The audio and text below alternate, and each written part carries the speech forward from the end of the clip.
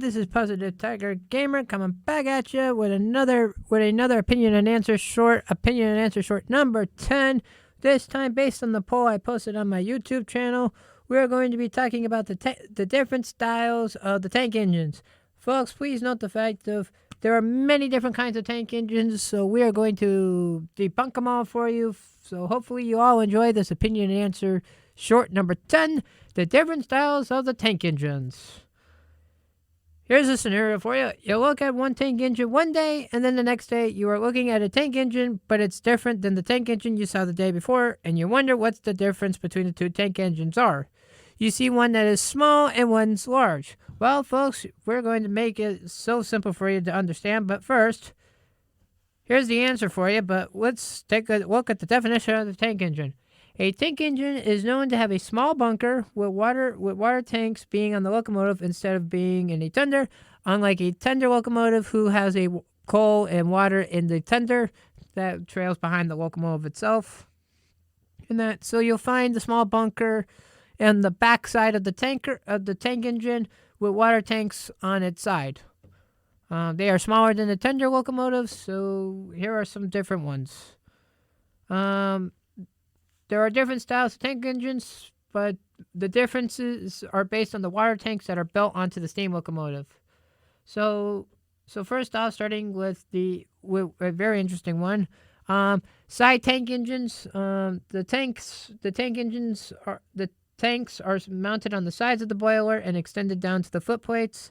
Hence why, if you look at, there is a T when using the wheel notion, aka like a T060.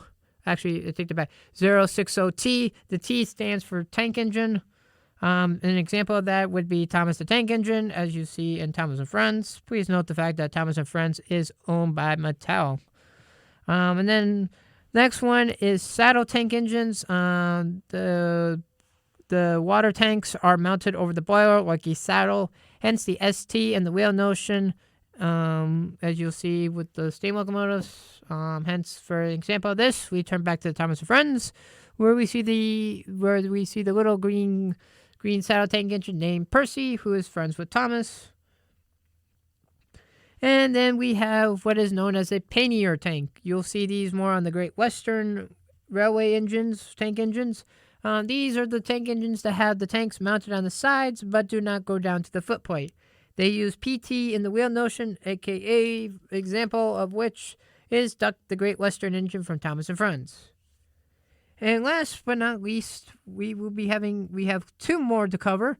The next one, number 4, is the well tank engines. These tank engines are the ones that have the tanks that are mounted underneath the locomotive. Hence why they're mostly only used on very small engines such as the 0040 WT locomotives, where the WT is referred to as the well tank when using the wheel notation, aka Sony from Thomas and Friends.